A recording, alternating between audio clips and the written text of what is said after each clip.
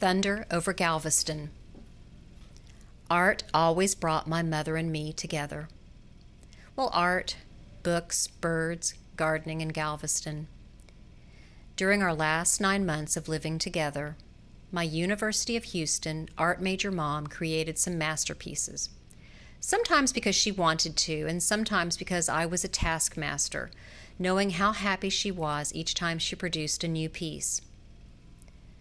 Sometimes she complained a little, but once she started the process of sketching, shading, and adding just the right touches of color, she went into a zone.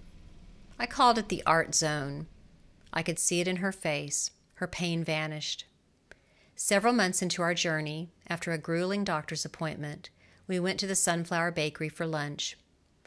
The Galvestonian in the Know restaurant, full of island art, funky souvenirs, and young people, seemed the ideal place to forget that her doctor had just told us her lung capacity was dangerously diminished and her fragile heart was having trouble keeping up.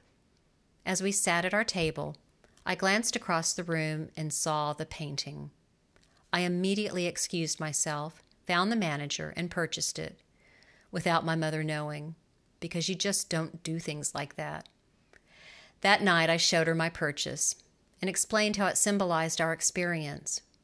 "Mom, this painting makes me think of you and me and everything we've been going through in this city we love so much. It's by a local artist, titled Thunder over Galveston. You can see our favorite places, the Bishop's Palace, the Sacred Heart Cathedral, and the Galvez, under clouds that look the most powerful over the Gulf of Mexico. And those two pelicans are us, battling the storms, the dark, the calm, and the unknown together, trying to get safely home." She looked closely at the painting, noting the artist's brushwork, skill with color, and unusual use of perspective, and she said, "If those pelicans are us, who's in front?" I thought for a minute. Sometimes it's me, flying fast so your air currents are easier to navigate. But mostly it's you. You've always gone ahead to show me how to fly in strong winds, how to find safe harbors, and how to glide when necessary. She nodded. We've had 60 great years through sunshine, clouds, storms, and hurricanes. And then she said, "How much did that painting cost? Is it from the Goodwill?"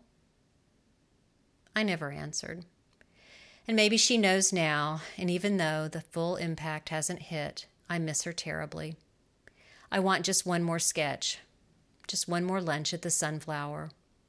But I think of her every time I see a roseate spoonbill, a tall, graceful crane, and most of all, strong, determined, gliding pelicans, always ready to tackle a little turbulence.